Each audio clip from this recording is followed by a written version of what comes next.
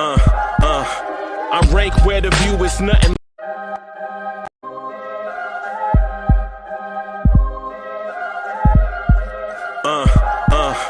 I rank where the view is nothing less than phenomenal for how I express and project from my abdominal. The only view better, both my daddy and my mama know. No living parents, my sons give me balance. My wife is my serenity, this mic is my identity. The world is foul enough, that's why I write without obscenities. Provoking danger with broken language and spoken anguish. Begging to get hurt, why would you ask to go through changes? Yes, Lord, life's a chessboard, master the angles. Control the tempo, be the one who holds the info. Acknowledge is just as deadly as machete swings. When spoken, the truth is as potent as that Medellin. While others swear the style is free, I just let it ring. Our time is undervalued, soldiers make us better kings. My fans on my shoulder, reaching after better things. Today I take the shot, for them I'd rather set the screen. My mama told me follow my dreams. My daddy told me get it by any means. Stand tall, make him bow to a king. But I've evolved, you can see the result. Look in my eyes when you speaking to God. Life is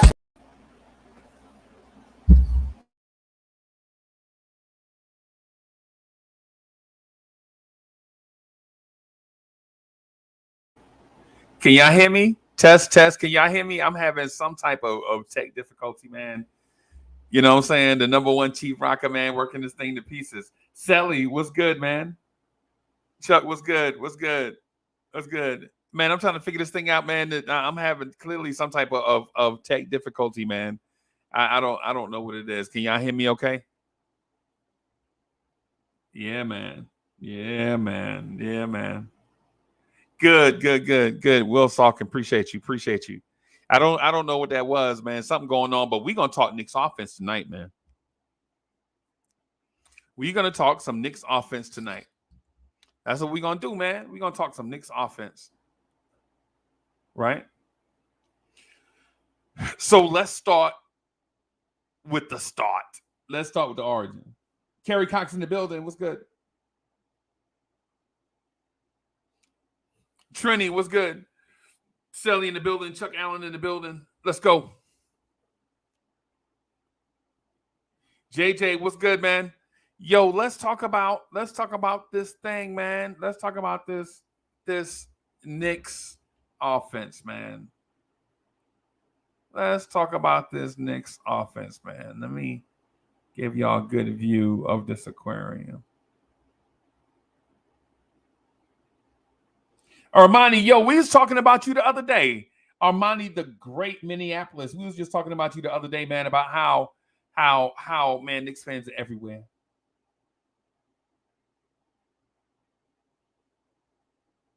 JJ, I'm with you. Let's go. Let's go. Let's go, Mets, man. Let's go. All right. So to simplify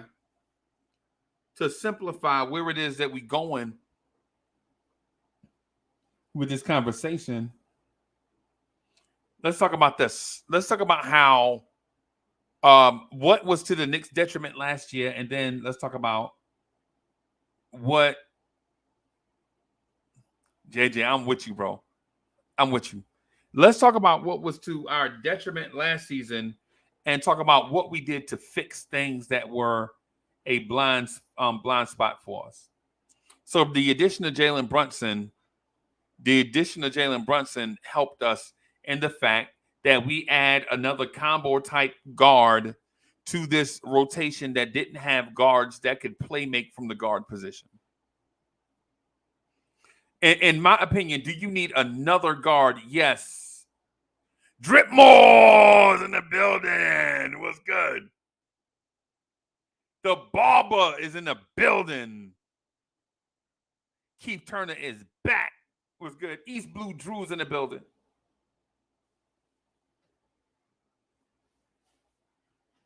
What's good? Let's say this. So Jalen Brunson is the start of the offense turning around, going from a team in the 20s in offense to a team that might be in the middle of the pack, say 16, 15, 14, 13. That's where you want the Knicks to be based on the personnel that we have. Kev Guapo is in the building. What's good?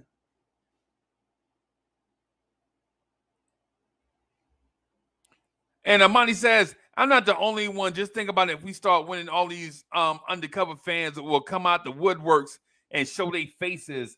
Bim. Bim. Bim. Man Child is in the building. Shout out to Toronto. Forbes Phil is in the building. Coach, Coach is in the building. What's good? Coach, I hit you up earlier. Where you been, man? Coach been MIA.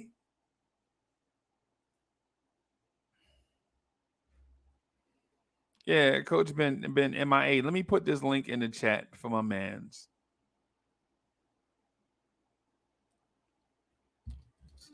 Yeah, man. So Kerry Cox says the new additions of Fournier and Kemba, injuries like a chemistry, topped off with Randall's attitudes. Our season in a nutshell. Bim. I would say this season is going to be a lot different, bro. And Adam G says, let's talk about the Knicks' upcoming season. Yeah, I got you. Bam! Yo, what's good? You hear me? Yeah, I'm good now. Oh, you bought some. What is this, gin? Okay. Right. Yes, sir. This is a tall glass of gin, bro. Ooh. Gin. You want me to drink this all at one time?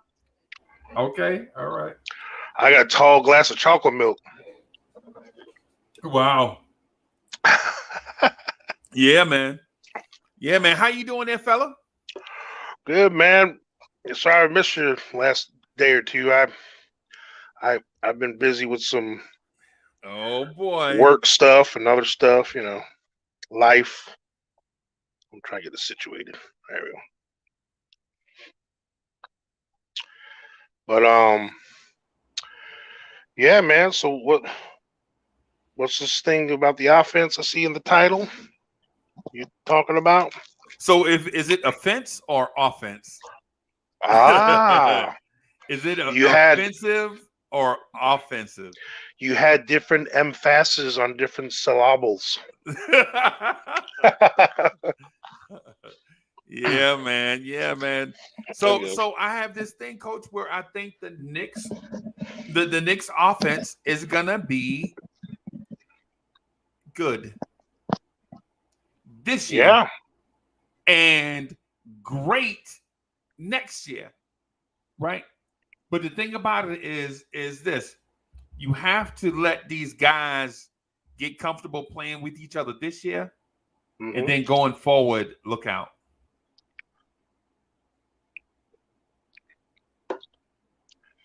That would be the ideal situation. For sure. Our Knicks fans, let me ask you, are you a hardcore Knicks fan? Are you from New York? Mm-hmm. Strong Island. I was born in Good Samaritan Hospital, West Islip, New York. I lived in Coram. Right. Then I lived in Center Reach. Right. And then I became a Floridian when I went to high school. Floridian. And so I ain't even gonna hold you, bro. I ain't even gonna lie to you, bro. I think this Knicks team, man, had the potential to win 50 games. And listen, last season, when I looked at Kemba, I was like, I don't see it. I was down on Grimes. I was down on Kemba. I was down on Fournier. I was just down on all the moves, man. Last year. The year before that, I was up on the moves. Right? I was like, yo, this team can win. And no lie, it's on tape. Right? It's on tape. Where I said this team can win 42 games. and coach, the team won 41 games, and the trolls came after me saying I was wrong. When everybody was predicting 23 games, I predicted 42. Everybody was like, this team will win. This is the 72 game season, by the way. Right. Right? People were saying,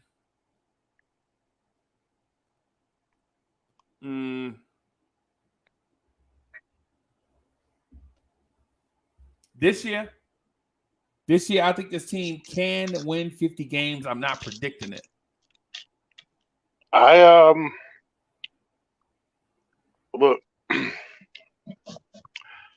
I believe in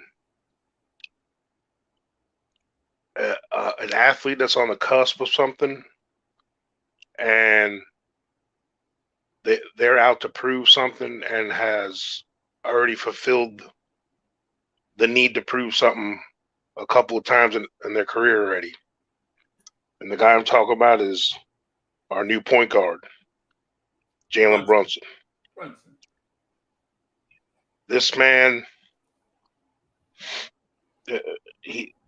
I appreciated him from afar before. Okay. But now that I've been forced to look at him more under a microscope, now that he's on my team. All right. There's not a lot. There's a lot to like. I mean, I may be like too hard in on him or something. I don't know, but right. I kind of like the more I learn about this dude. I just think it's something to be said about rock steady. Brunson is rock steady, right? You think so? Or you think he's flashy? I think he's in that Tim Duncan cloth. Like there's different superstar paths, you know. Okay. There's the living legend path, like guys like Tom Brady, you know, LeBron, Durant. We're in an era right now where we're pretty spoiled as NBA fans. We have all-time legends playing during our lifetime. Like, these are our Wilts and Jerry West and Bill Russells, you know. Dr. J's. Yeah, those Michael guys. Jordans. Yeah. Like, these guys, we've been fortunate in the pantheon of greats of, you know, athletic history. We have some current people playing right now still that are going to be remembered for years and years. For years and years and years and years and years. Yeah. So there's that path, the anointed ones, the ones that you knew they were that way. Okay. Then there's your perennial guys, the ones that are, you know, kind of like maybe you're good for their generation. Yeah, the generational talent, you know. Okay. This generation. But then there's these guys that kind of the unsung, they're not flashy about it. They don't pound their chest about it. Like Giannis. Yeah, the Giannis guys, like the Tim Duncan, like that's the pat, like even Jokic, you know. Right. These are guys right now. It's like I don't know, like it's like Duncan. There's no other way. Like if Duncan was more, if Tim Duncan had Shaq's personality, we'd be talking about him being the top 3 player in the league. I think, you know, like that's ever played. Yeah, ever. Because he's got the resume. He's won. You know, his teams have won, and he's got all the other attributes. All right, I'm gonna say this. Chat, listen to me carefully when I say this, right? I think Jalen Brunson is Chauncey Billups with offense. Take that for what you may. Jalen Brunson is Chauncey Billups with offense. Wow.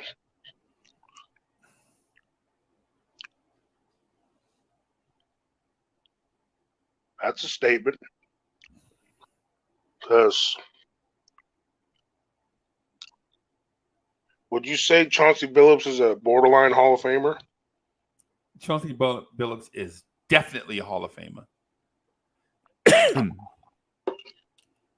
Right? Yeah, that championship helped his legacy for sure, I think. Like, it's not that I don't think his ability warrants it or offers it, but I think the Hall of Fame needs to be the elite of the elite, you know. Okay, but so that's a different conversation. Yeah, because if we're talking about what it is right now, like it's Chauncey parameters. Billups. Yeah. If we're talking about what it is right now, Chauncey Billups is definitely there. Now, if we're talking about what you feel like it should be, then we probably need to have a different conversation. Yeah. You know what I mean? Because now fringe players are not making it. Right. You know what I'm saying? So, but I always felt like Chauncey Billups was called Mr. Big Shot because he couldn't shoot. And when he finally made one, it felt like it was clutch. Right. You know what I'm saying? Like we go look at Chauncey Billups' field goal percentage for his career and his 3-point shooting. And then you'll be like, I thought he was better than that. Mm-hmm. Right? God damn it, Coach. Now you want me to go get some chocolate milk, bro. Sorry, man. It's so good. So good. I wasn't to shut down my cam, but nah, man. That not being on camera thing is very, very overrated. You know what I'm saying? People just tune out when the camera's not on. You know what I'm saying? So, but I got no shame in my guy. I wanted to, be somewhat presentable. I don't want. Yeah. I want you to have a presentable show. Yeah, man. We gonna rock. We definitely gonna rock. So here's the thing. I think the Knicks can move into the top 15 of offense solely off the back of consistent point guard play. Right? Mm-hmm. The Knicks hadn't had a top 15 offense for 3 consecutive years, I think, since the last time we had a point guard. No, not even that. Not even that. When's the last time you remember the Knicks had a top 3 offense in 3 consecutive years? Top 3? I mean, I'm sorry, a top 10 offense in 3 consecutive years. I know where you're going with this. D'Antoni, maybe? I don't even think then. It was probably the 70s. Yeah. Yeah. And basically, so what I'm getting at with this is just about the Knicks bringing in a point, because they have it's the weird thing. They had the musicians before they had the maestro. You get what I'm saying? And now that they have the maestro to go along with the musicians, now I think you'll see the difference. Now I think you'll see the Knicks turn the page.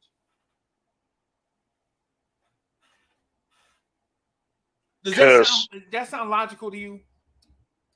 Most definitely. Look, just look at how Randall's, and it's not even about his numbers, it's his efficiency. Look how you can look up where Randall's efficiency was better when Rose played. Just having Rose, and Rose isn't Brunson. Right. So I said this before, the worth, like, Brunson is going to be above average individually. Like, I think he's going to be a borderline all-star. Okay. And his numbers are going to have a jump this year because the offense, I feel, is going to be flowing through him more than he ever has had before. Because obviously he was with Luka before. So I think I don't think he needs to score 20 a game, but he's going to be that point guard that tickles around 20, and then it gets about 8 or 9 assists or something, Okay. And that part makes him an above average production point guard. Okay. But the things that he's going to do for us, though, that's even more important than that. It's like I've been saying since the beginning, that he's going to help that efficiency of Randall and RJ and everybody else. It's just the floor spacing is going to be better. The threat of who to actually, like, they can't just trap and double team and swing over to RJ or Randall when they have the ball. Like, they can't get away with that now. So it's going to make those two guys, which whether people like it or not, those are our two go-to guys for scoring, and among other things. So now if IQ wants to step up off the bench and be a reliable scorer and a dangerous scorer, I'm all for that. Okay. I'm all for Mitch, stepping up his, because minutes wise, what did Mitch actually average? Like 26 minutes a game last year, technically. 27, yeah, something like that. 27 or something. I mean, even though to us, we're spoiled. We've had one of the most prolific, somewhat modern center scorer. Pat had some offensive skills. Right. Mr. Ewing. Since then, I mean, I guess if you count Stoudemire a little bit, but since then, we've always had that defensive first type centers, Right. Your Tyson Chandlers, and, most recently Mitch, and, so. Yeah, our center position has been, historically, our center position has been garbage. Yeah. Historically, except for Pat. Cartwright for a little bit before Pat came. Yeah, Cartwright. Well, yeah, Cartwright was a ham sandwich. He was. And no disrespect to Cartwright, because when we drafted Ray Williams and Cartwright, bro, listen, that young core of Ray Williams, Cartwright, Mike Woodson, Michael Ray Richardson, I thought we was doing something, bro. I ain't even gonna lie to you. Yeah. Well, Michael Ray had a little problem. Yeah, but so did Bernard King. So did the dude we traded him for. Right. Yeah. Remember, Bernard King had all the alcohol issues and stuff wherever he went, and then he finally tightened up when he got to New York, which is weird. But it's not like those alcohol issues were not there. Right. With Bernard King. So we traded a druggie for Alky. Yeah. You know what I'm saying? So yeah, we'll deal with someone that's got an addiction, well, something that's legal right now. Yeah. So. Yeah. But so no, I don't think we have had.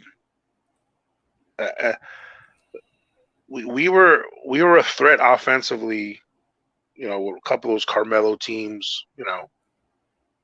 People had a kind of game plan for us a little bit on offense. Those years. Right. But since then, it's been pretty bad. Yeah. And so what I'm getting at in the grand scheme of things, bro, what I'm getting at is the addition of Jalen Brunson at least puts us in the conversation where where we can be a threat offensively, and our fan base historically embraces defense over offense in most cases. Ask your fan base, Knicks fans, what do you prefer, a top 10 offense or a top 10 defense? And watch what your answer is.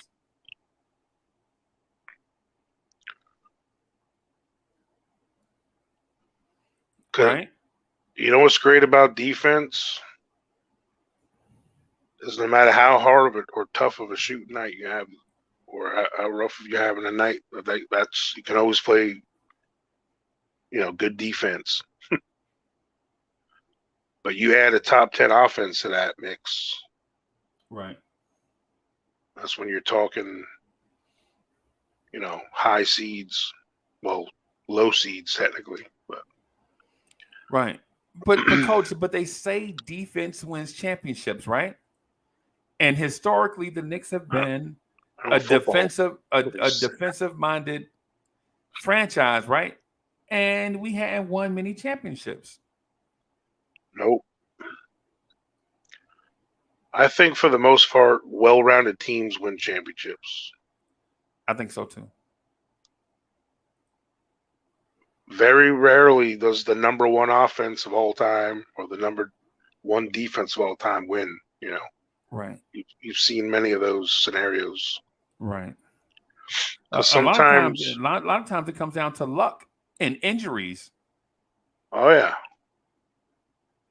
Definitely. You remember all those years Tampa couldn't beat Philadelphia? Remember Philadelphia had that McNabb Westbrook offense? Yep. People told Tampa that they could never go to a cold weather place and win. Right. Until they did it. Yep. Yeah. Shout out to Horace Copeland. I'm just joking with you, man. I'm just joking with you. University of Miami. Yeah, man. I think. Well, a lot of people, their first knee-jerk reaction when they think of the Golden State Warriors, Splash Brothers, shooting, shooting early in the play clock, all that stuff, But they were a pretty successful defense last year. That's why they won. They've always had that offense, right? But they haven't always had that defense. Yeah. The years they won. Yeah. And that same team lost because of the things you were talking about before, injuries. And sometimes it's just execution. Like you don't have to be the most potent such and such. You just have to execute. Like if you look back at the 49ers, how they won a couple of their Super Bowls and how they won big games, it's execution. Like if Dwight Clark doesn't catch that pass from Joe Montana, the Dallas Cowboys are in the Super Bowl. Yeah. Right? The Dallas Cowboys are in the Super Bowl, right? That's execution. If John Taylor doesn't line up and come out of the slot and line up at tight end, he does not catch that pass from Joe Montana versus the Bengals in the Superdome to win the Super Bowl, right? No. Right? It's just sometimes it's if Adam Vinatieri doesn't knocking that field goal from Tom Brady, the Rams repeat. And they win 2 in a row, and then now you're thinking like, is this team a dynasty? Oh, no. That wasn't 2 years in a row. My bad. I'm sorry. They won it in 99. The Ravens won it in 2000, and then the Patriots and the Rams were back in 2001, right? Yeah. If that Kawhi shot didn't bounce off the rim. Yeah. The 76ers might have won that year. Yeah. Yeah. That's what I'm saying. And you wouldn't see poor Joel Embiid cry. And like a Hey, I can relate to that though. I feel that passion though. That shows he cares. Yeah. Ben Simmons cried like a baby too. They didn't show Ben Simmons crying because because that broke your heart. To watch Ben Simmons crying, but Joel Embiid, you could see him melting down, whereas Ben Simmons was crying like something happened, and I guess it did. You know what I mean? But yeah, man. So I'm thinking the Knicks pulls this offense up to like the top 15-ish. Okay. And if they get to 12, if they get to 12, they're definitely winning 50 games. Mm-hmm. Right. if the Knicks get in the top 10 offense and stay there, now you're looking at a 54. a top 10 offense and top 10 defense at the same time. It don't matter. It don't matter who your players are then, because it puts you in a situation where it's like, you know, because think about this. Just by not even assuming Barrett or Randall or Robinson or IQ or Grimes or anybody, I can just name the whole team. Assuming none of them got any better in the offseason, just they're all about the same. All of their efficiencies gonna immediately get better playing with this guy. Yep. And just by raising their efficiency alone, without even getting a year older and better, the averages are going to be crazy. I mean, just look at if you take away everyone else's averages out, and you just add Barrett's possible average if he was 45%, 75% from the line, and what would say 39% from three or whatever. Right. If he had those averages, he would average like 30 points, over 30 points a game. That's crazy. That is crazy. I don't think he's going to be shooting as much because, I don't think he'll be forcing as many shots because, I don't think he's going to need to attempt as many because I think more are going to go in this time because they're going to be better shots, a little less contested, a little less frantic. End of the shot clock. Whoops. Yeah. End of the shot clock shots. Right. Say that 3 times fast. Yeah, man. But, a lot of people, they're all in on they can't change, that whole mess. People are down on Tibbs, though, bro. And well, they should be. Yeah. I was a little frustrated with his, not even his lack of decisions. I'll put it more that way. Making we could have fast forwarded this this what if scenario we got to do in this first half of this season. We could have already found this out about these guys already. Right. The last 25, 30 games of the year. Right. We could have already known something more about these guys instead of all this guessing game and ham sandwich business. Right. And then plus, too, the thing I'm saying about Tibbs is not that Tibbs is a bad coach, but it does appear from the outside looking in that Tom Thibodeau is resistant to change. It's a shame. Yeah, that's what it looks like from the outside looking in. Right? And Kerry Cox says 108 a game gets us to 50 wins. I'm thinking that this team can get there if – now, listen, I'm not saying damn the torpedoes, okay? I'm not saying go all offense and nothing else. What I'm saying is if the team can be top 10 in both categories, we're a 50-win team. That's what I'm getting at. That's what I'm getting. Oh, jeez. Like, I think the part that I want as something to concentrate on for me with the offense is I want them to play with more pace, man. I just want with more sense of urgency, right, on offense. Like, because there's no sense eating up a lot of the shot clock and then miss when you still don't get a quality shot. Right. So the mentality behind the 7-second offense and our former coach, his philosophy, D'Antoni, the philosophy is get more shots up. So if we ran a faster offense last year, shooting the same, we might have scored more points, even being that inefficient because we're shooting more. Because you got more attempts, you got more bites at the apple. Right, more possessions. Yeah.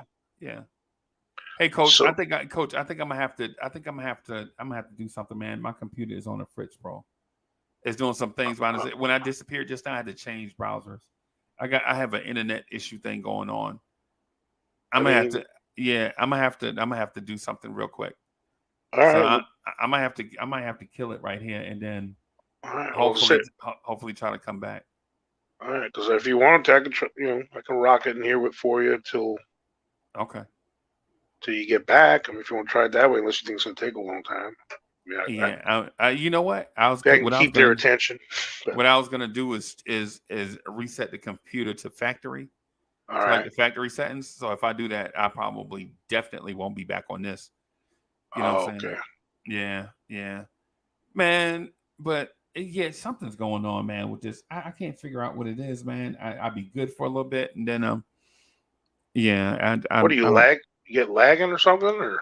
Nah, my internet's not working. Oh, I got you. Like this live stream right here appears to be good, right? But everything else internet related is disconnected. Bananas. Oh, really? Yeah. Are you hardlined into your router? Yep, my router is right here. Okay. Yeah. So all the other devices, the Wi-Fi's and stuff, are messed up. I don't know. I don't think so. The Wi-Fi in the other room is good. Yeah, it just seems like a PC issue, and that sucks. I want to talk about this offense, though. I know. I do too. That's why I came on. Yeah, man. I want that. Yeah. All right. Let's try to do it as long as we can, man. And then that way, if something, you know what? I'm gonna do that, and I'll just jump off from my phone. All right. Just make your switch, and I'll talk to him for a second. Yeah, man. I'm gonna just hang out here and just and you can rock the mic, and then I'm just gonna work on a few things here. Yeah, I'm gonna ask some questions here. So, chat. Let me know in the chat what you feel as far as points per game per se is like a realistic look. Like Kerry said, 108. Do you think that's realistic with this current makeup of this team?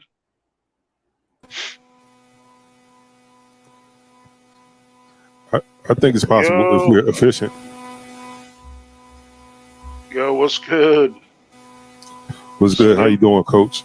All right. What's good, Chuck? What's good, though? Man, not this computer. I hope you figure it out, man. Yeah. Yes, sir. So Chuck, do you feel with our current configuration with this roster? I mean, regardless of who starts at the 2, because that's still kind of up in the air.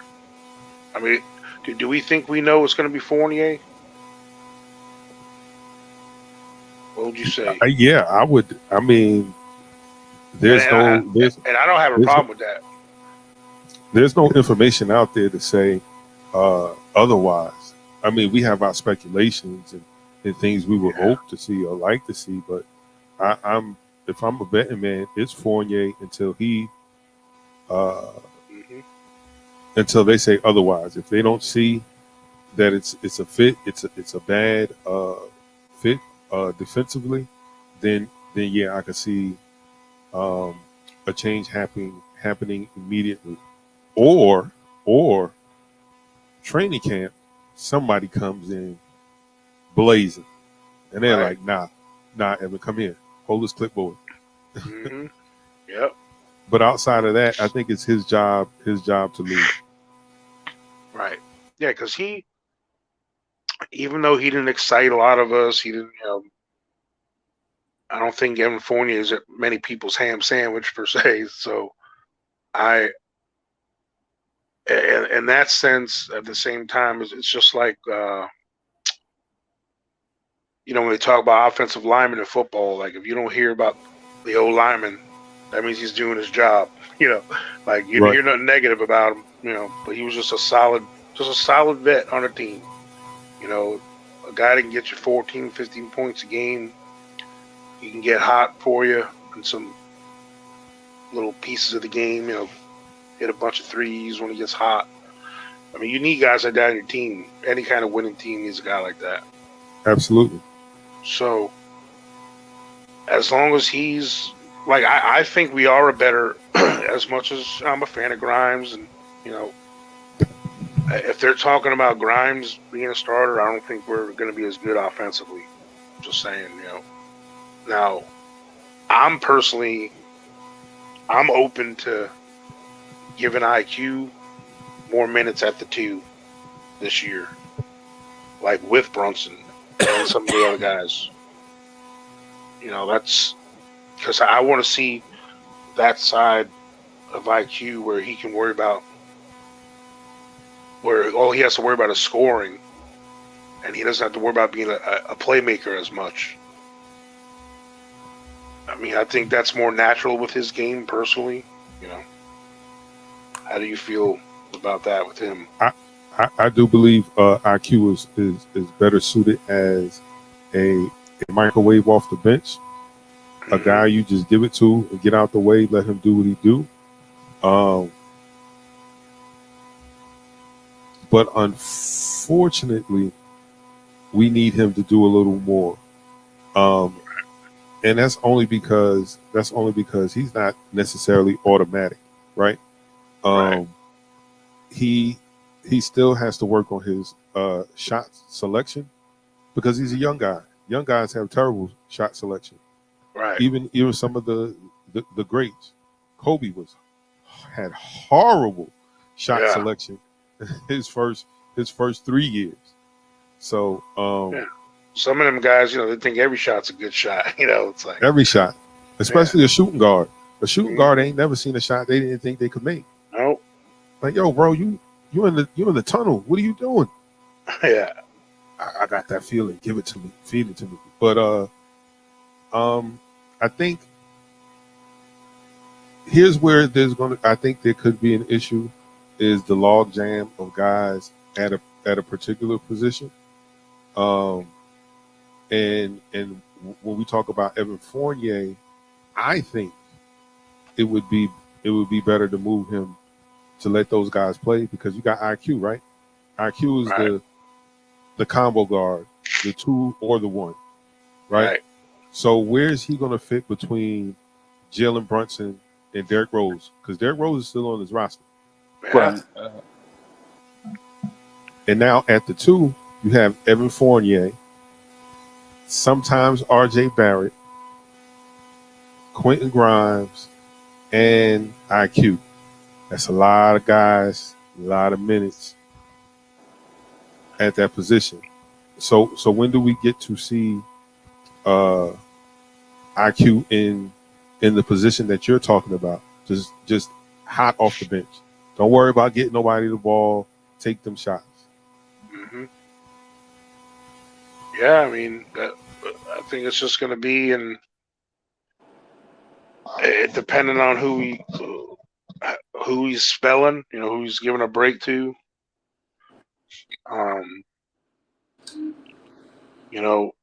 That's like you said, we don't have enough. That's why the thing that drove me nuts about having all these guys that we want to have minutes right now. There's only so many minutes to go around. It's only so many minutes to go around, bro. And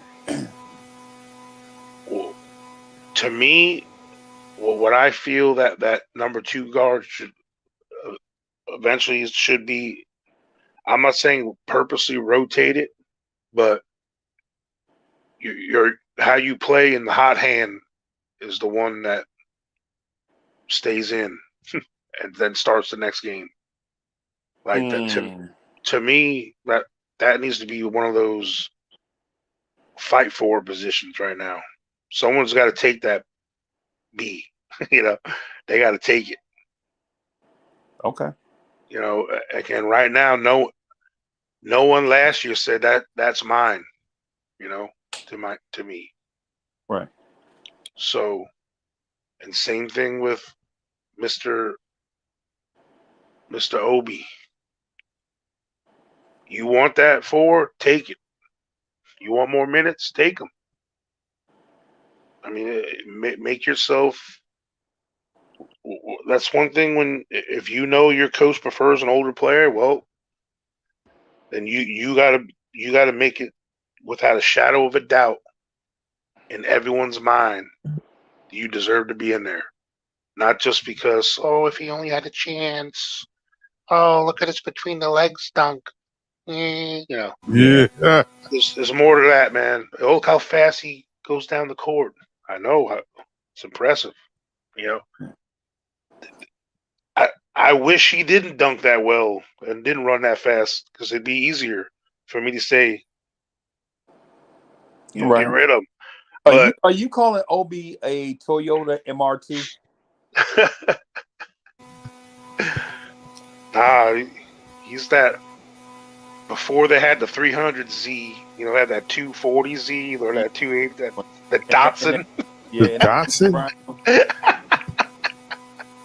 They kind of made it look like a sporty little race car, but but he, because the thing is, because he has those tools, because he's so explosive, because he's so fast, he jumps so high.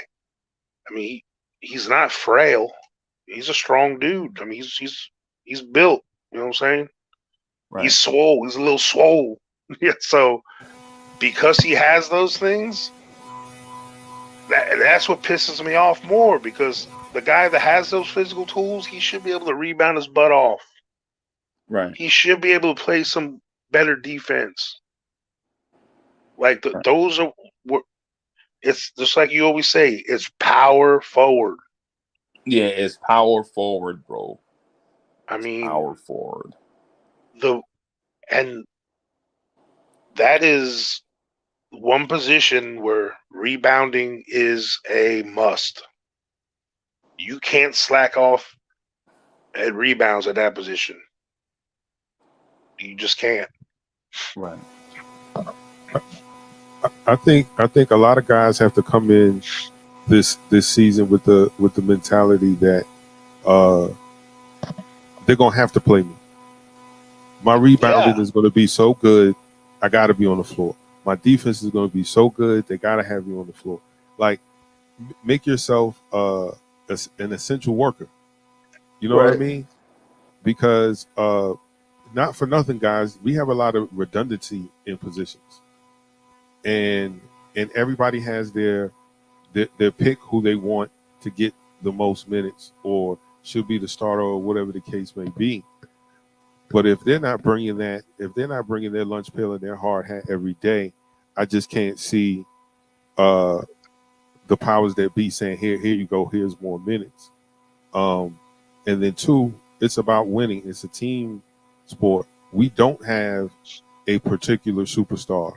We have guys we're hoping pop and become something, but we don't have that definitive person yet. So with that said, it's all hands on deck. Yeah. All hands on deck. Every night. Yeah. Like the eyes can't do what the hands do. The eyes just got to do what the eyes do. See the best that you can. Right. Be the best left hand you can, because the body needs you. This Knicks body needs everybody to be more efficient. Because what we were talking about, having scoring 108 points per game, I think we were like at 106.6 or something like that. Yeah. Those numbers improve by hitting free throws and being efficient. That's all we got to do. Hit free throws and be efficient. And I think we'll get closer to that number than of 50, or I'll say 48. We'll get closer to that 48 with if we can improve on those things. Right. And that's without a star. That's without a superstar. That's just I think we teamwork. can still do it. Yes. Yeah. Like now the 04 Pistons is not the rule. They're the exception. They didn't have a superstar. They had all-star level players at each position that did their job. Was Rip Hamilton the best shooting guard in the league? Nope. But he played his position. He knew he was a mid-range killer. And that's what you had to stop with him. He had energy for days. You had to stop that. You had your quintessential 3-and-D guy. You had your Was he a good defender on a great defensive team? No. Say that again, Unc? I'm saying it was Rip Hamilton a great defender on a good defensive team? No, he was not. No, he played great team defense. He was in spots that he needed to be. You have a versatile power forward in Sheed Wallace that can knock down shots, play the post, play defense. They were long. Ben Wallace, right? Ben Wallace, don't kill me, chat. No different than Mitchell Robinson. Not going to give you anything offensively. Anything you get from him offensively is a plus. But he protected that rim at all costs. Again, they're not the rule. They are the exception. But it is possible if everyone comes in with that mentality. Do my job. We can win. We can shock people for sure. Yeah, man.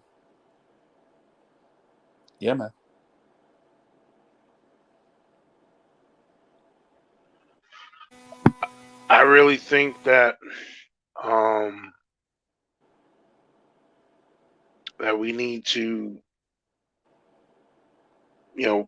figure out within the first couple weeks of the season, like who we can count on. Like I know a lot of people, like, oh, it's a long season, blah blah blah. I think at least the first 10 to 15 to 20 games, if we're going to have an experimental time with our roster per se or our lineups, I think that we need to find who's going to step up and who's going to get hot, and who's going to take the bull by the horns and take the job and run with it. And whoever that is and that takes it on at that moment, then that's who we need to rock with, the rest of the way. So I don't know, man. Right.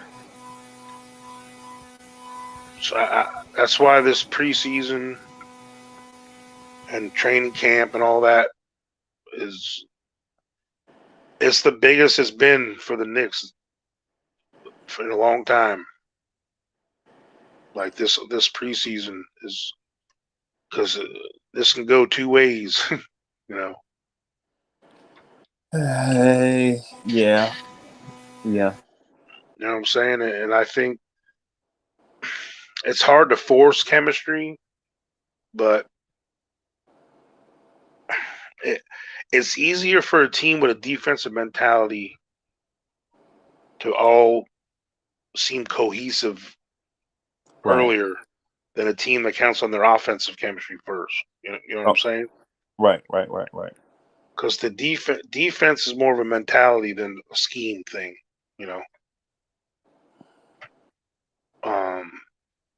And if the whole team's buying into that philosophy on the first tip, then the offensive stuff can mold and morph, Okay.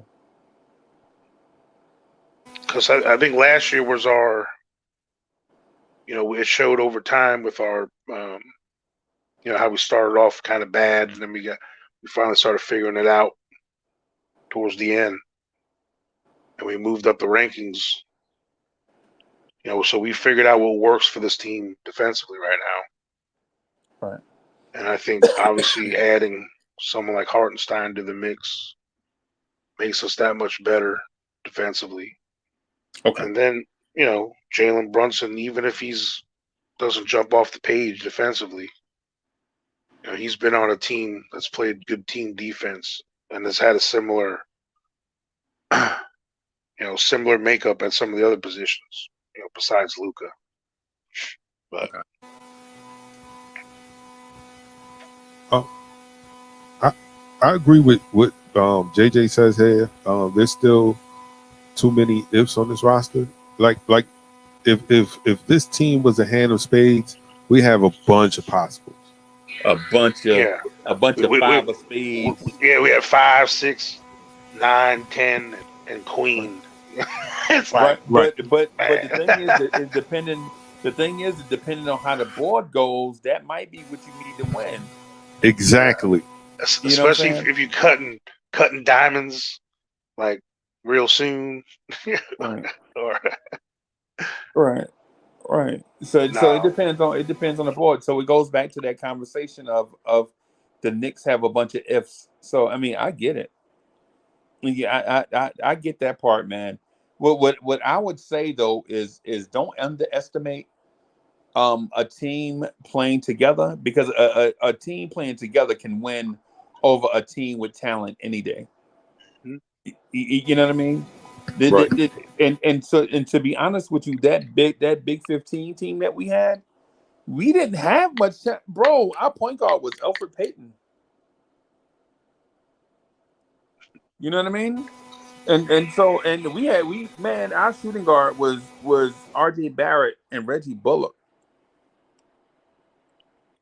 You know what I'm saying? We had Barrett, Burks, and Bullock rotating at the 2.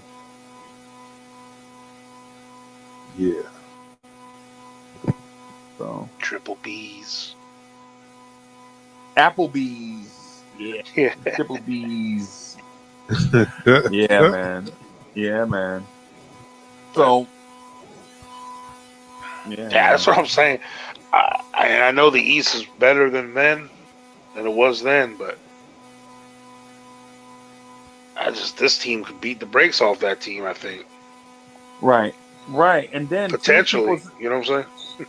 And we saying the East is better, but I just want to give this thing a chance first.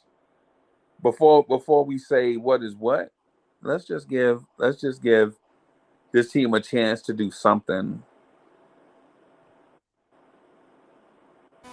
I think by 25 games in, we should know what's what.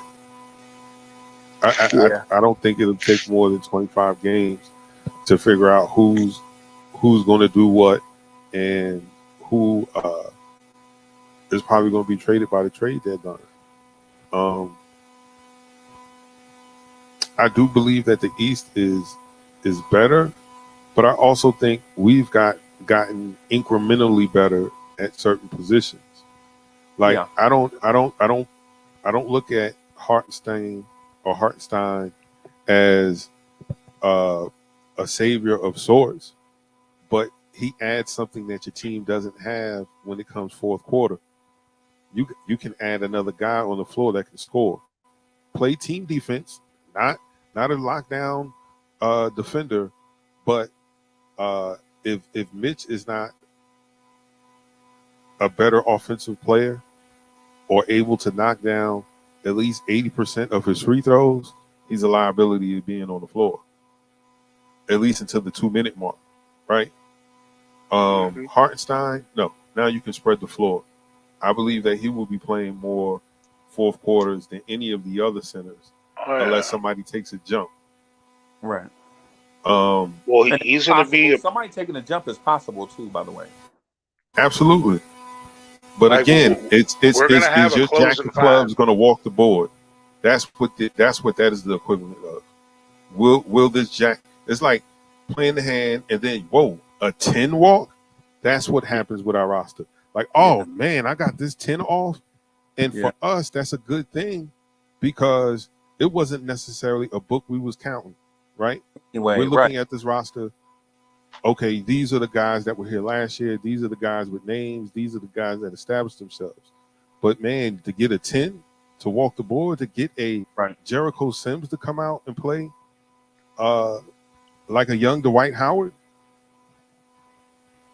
Okay. All right, that's a stretch. But you get what I'm saying. Like, yes, we have some unknowns, and if they pop, it's great for us. Right. But then if you got too many, though, that show something. Now you got bags. You got too many bags. Yeah. Then you got to pay them some But then bags. that gives you options, though. Definitely. If everybody pops at the same, I'm sorry, coach. If everybody pops, or a few guys pop at the same time, that gives you options on who to keep, who to go, who to re-sign, or who you can leverage for a better player. Yeah, because you got a lot of bags in the hand. The next hand, you can play it safe. You can bid kind of safe, you know. Yeah. And that's you can play it safe when you got enough goodies to play with, you know. That's for me. I just think that we're gonna have a starting 5 and a closing 5, and I've rooted for plenty of teams, and you know, in various games and various sports, that all because you start don't mean you're the best guy. You know, some guys they relish that they're more ready to play at the snap or at the tip. Then all of a sudden the flow of the game. Some guys are just closing guys. Yeah. I remember watching some rosters of teams the Knicks used to play, and like guys that started like this dude. There's like 2 guys on the bench better than that guy. Easy. You see that a lot. Like Olden Polonies and God. You get guys like that starting. Come on, man. Yeah. Yeah. I mean, there's some starters in the NBA right now that come on. They should. I think Evan Fournier is one. I'm not saying Fournier is a bad player. I do think he gets a bad rap, but I think the Fournier romance thing is way crazy. I like Fournier, right? I like Fournier a lot. But his defense is not as bad as what people say. But I think his offense is not as good as what people say. Right. People are legit saying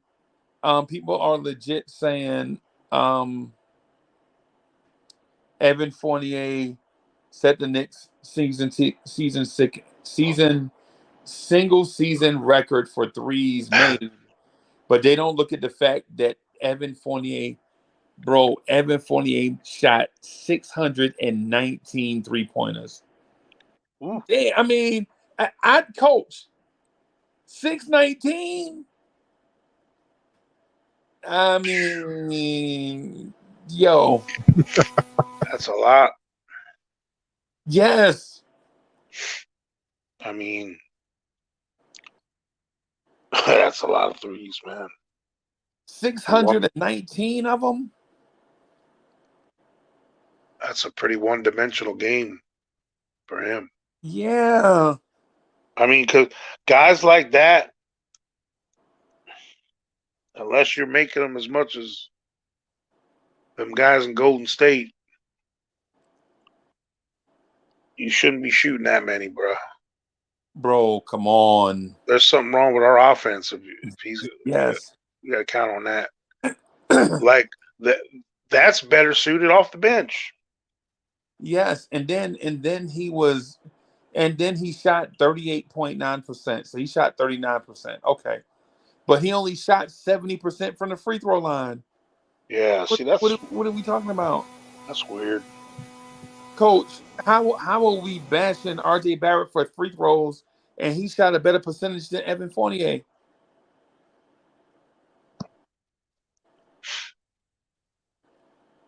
I don't know, man. That's weird. That's weird, right? I've always said that's weird. People that are any non-power forward, big power forward or center in the league should be able to shoot free throws at a 75 minimum.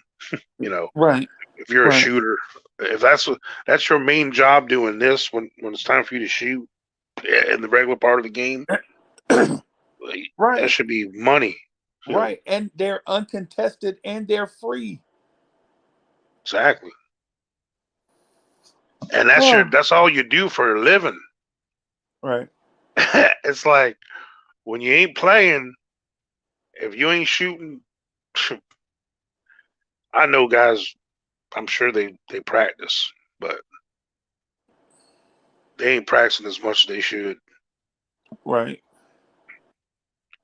Right. And the thing I tell young kids is, yo, that backboard always has a white square on it. Hit it.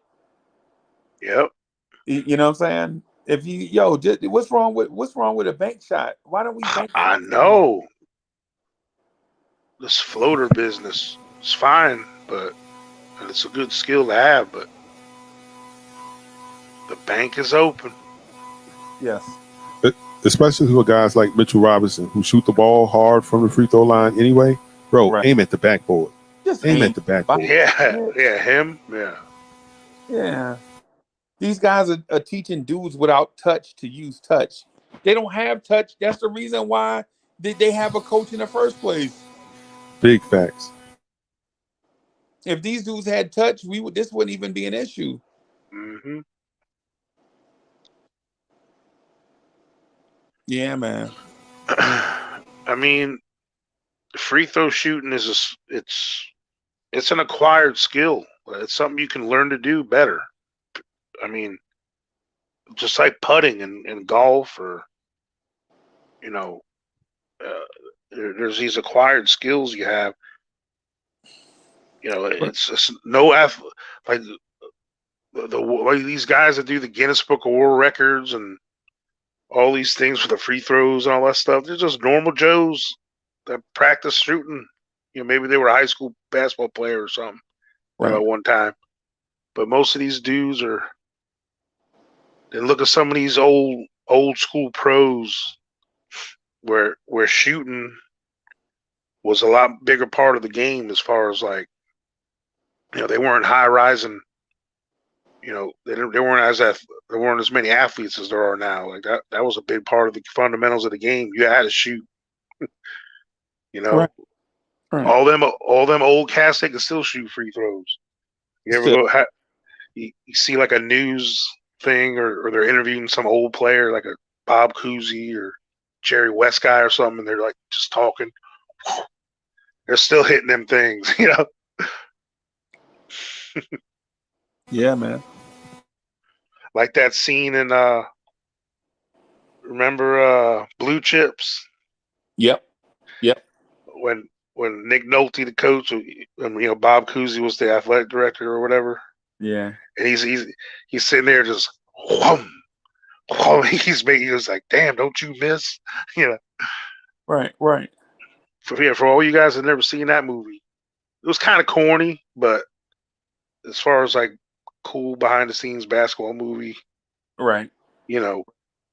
With you have some superstars in it. That's a good one. Yeah, man.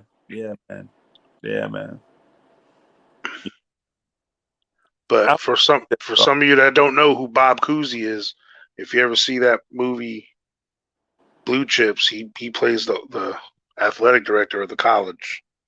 Yeah. So. Yeah, man. But what Bob Cousy was for the Celtics, maybe Mr. Jalen Brunson could be for us. Oh, God. Segue. Yeah. I don't know if we're going to win that much, but yeah. He was the maestro. He was the maestro. I mean, yeah, it helps to have. That's always been when a lot of people say, "Oh, you should be winning. You have 6 Hall of Famers or however many Hall of Famers they have." So, but you got to think about this. So, did a lot of them become Hall of Famers due to because of the team's success and it elevated their stature as players? Now as far as Bill Russell goes, he could have been on whoever the worst team in the league then was, and elevated them to what well, a playoff. Not according to wisdom. Yeah. According to wisdom would Bill Russell would still lose. Yeah. And Michael Jordan. Yeah. Not according to wisdom, bro. Not according to wisdom. But those teams, I don't know if the Sam Joneses and the it's very blasphemous to say some of the names, but some of the guys, the Havliceks and all that. Would some of them be Hall of Famers if they weren't on the Boston Celtics? Yeah, I think. I think they would have been even better if they didn't have to sacrifice their game for the Celtics. Right. Yeah, you know what I'm saying? Like Tommy Heinsohn and just a bunch of Havlicek and because Red Auerbach was a stone. Now, if you want to talk about someone that was a Don, that dude, was a stone cold killer. Yeah, I mean, he fleeced everybody and the league. He made Danny Ainge look like a choir boy. Yeah, man. Yeah, that dude he found ways to get the first pick and making up rules and finding loopholes and like the whole Larry Bird fiasco. I don't think many people know about that. Yeah, smart. How did that situation go again? Like he drafted Larry Bird and the year before. Yeah.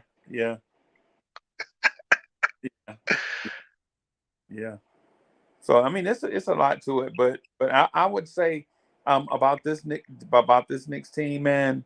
We're probably just a few step up players away from being a legit playoff team. I think we're a top 10 offense or top 15 offense away from being a threat in the playoffs. And we're probably one breakout player away from being a second round contender.